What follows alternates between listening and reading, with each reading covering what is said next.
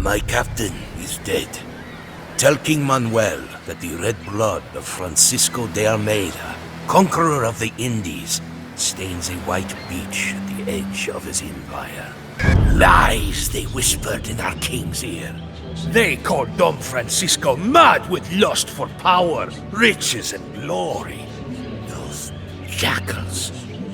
Those men who had never set foot on a swaying caravel in a monsoon or felt the heat of the African sun sting upon a reddened neck.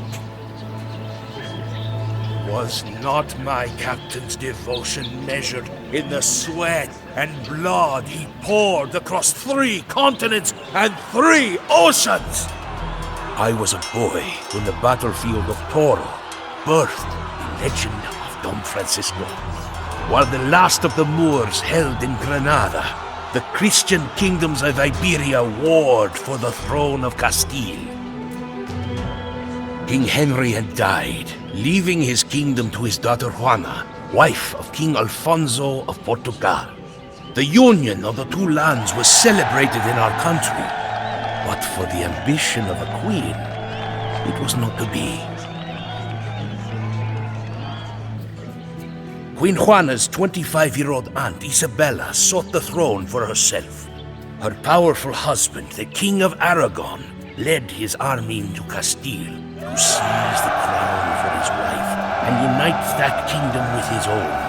The armies of Aragon and Portugal met in the city of Toro to decide the fate of 3.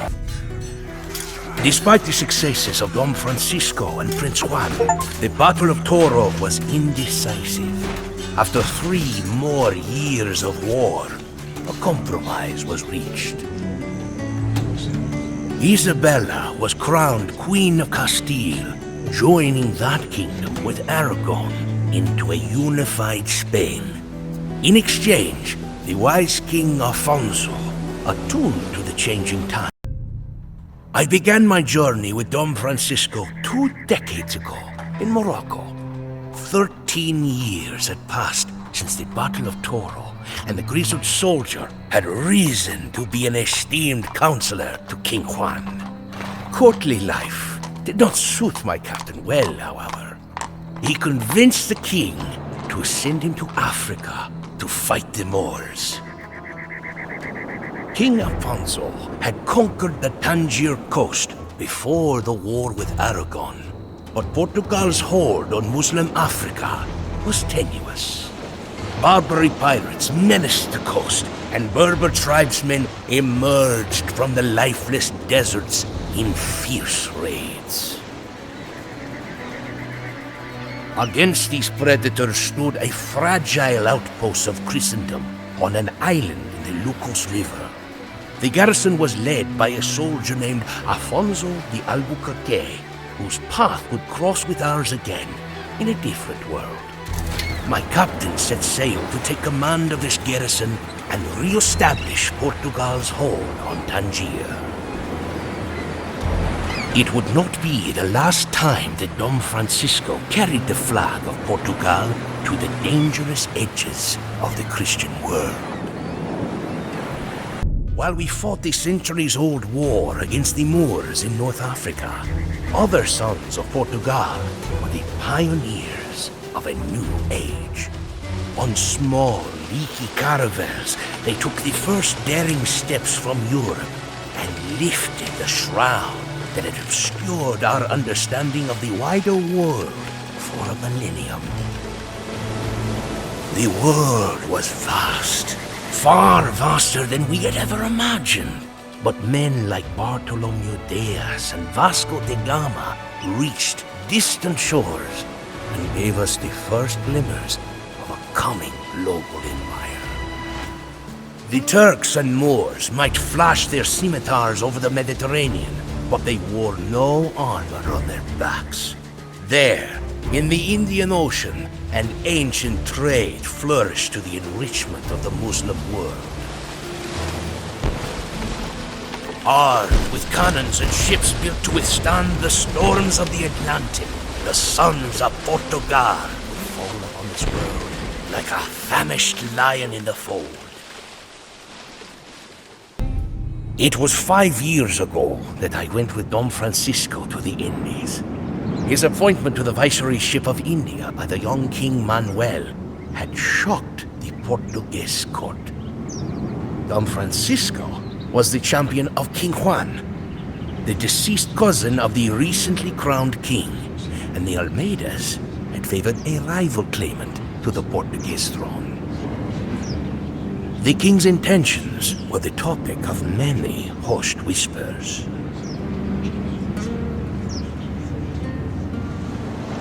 We sailed for many months across the edge of the world, preyed upon by pirates, storms, and disease. But as our leaky ships rounded the southern cape of Africa, we saw the first glimmers of the riches of the Orient.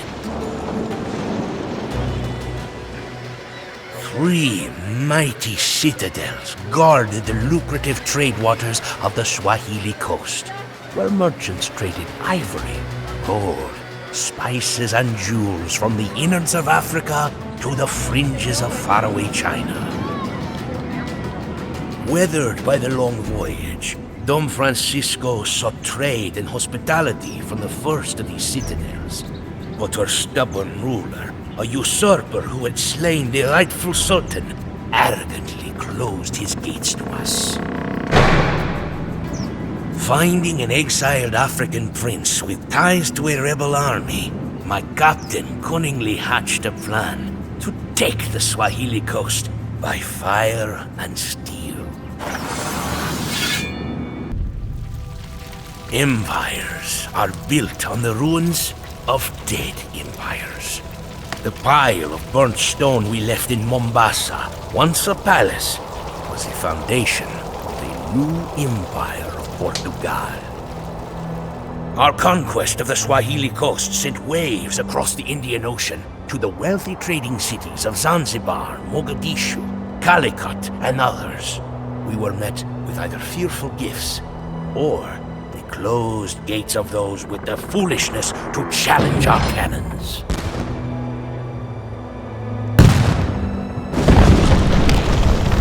Few would continue to make that mistake.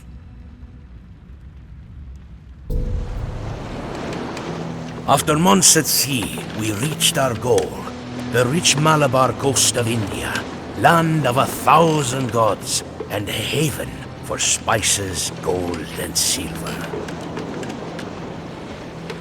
In the brackish lagoons of Kerala, among temples dedicated to strange serpent gods, we established our trading posts in the cities of Kannanur and Cochin. From these cities, my captain and his son Lorenzo cunningly manipulated the feuding Rajas and Sultans. They maneuvered through the politics of spice and faith, always with an eye for the most profitable outcome. One Hindu prince, however, defied us. This nameless ruler of Calicut, known only by the title the Zamorin, threatened to break the carefully crafted deals and rivalries from which Portugal profited. My sword and shrewd tongue, giving no credence to differences of religion or race, he gained allies in the Rajas, in the Sultans, and in rulers as far away as Egypt and Venice. Even our allies among the Indians fell for his intrigue. The treacherous Kolathiri Raja, Prince of Kannanur, betrayed us for the Zamorin's gold. Surrounded by enemies, it seemed that the hands of fate had turned so quickly against us. Though the Zamorin limped away from Kannanur bloodied, his resolve was untouched by our cannon. In driving men to war, gold can be more powerful than God. For centuries, the wealth of the Indies had passed through the Indian Ocean, carried by Arab, Indian, and Somali merchants to the port cities of Arabia, Egypt, and Africa. From there, Endless caravans carried wealth across the desert to Alexandria, and then to Istanbul, Venice, and Genoa. By rounding Africa, Portuguese traders had upset the traditional balance of this world. With our forts in India, we cut the trade that had enriched the Muslim sultans and Venetian doge alike. Don Francisco held a knife to the throats of our enemies, and as the lion fed, vultures and jackals appeared. We had taken the other side of the world by storm, but our old enemies followed. As the Zamorin beat his war drums, Ottomans and Egyptians rallied to him. Their ships were carried over the desert and rebuilt by treacherous Venetians. In India, an unlikely Russian renegade called Malik Ayaz raised the Muslim armies of Gujarat in defense of the Hindu Zamorin. Gold had truly become more powerful than God. As this coalition of Hindus, Muslims, and Christians descended on us, liars and jackals flocked to the court of King Manuel. They filled his ears with lies that Don Francisco had betrayed Portugal and convinced the young king to dispatch an armada led by Alfonso de Albuquerque to relieve my captain of the viceroyship. Don Francisco, however, was in no mood for politics. Tragedy struck off the coast of Chaul. In a heroic naval battle, my captain's beloved son Lorenzo was slain by Amir Hussein, admiral of the Mamluk fleet of Egypt. Though he deeply loved his son, Don Francisco did not shed tears for his death. In repayment, my captain vowed to shed blood. With his son's death avenged, Don Francisco surrendered the viceroyship of India and wrote his final chapter. He would not return to his beloved Portugal. Landing in southern Africa to collect water, his party was ambushed by the Khoikhoi natives. We found his body on that forsaken white beach. In the 5 years since we departed Lisbon, we followed Don Francisco to the edge of the earth.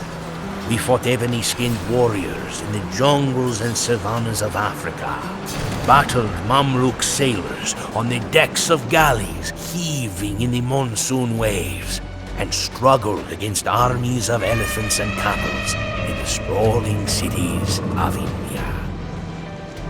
Our caravels had taken us to the distant shores unknown to our ancestors, and awoken Europe to a world beyond our dreams.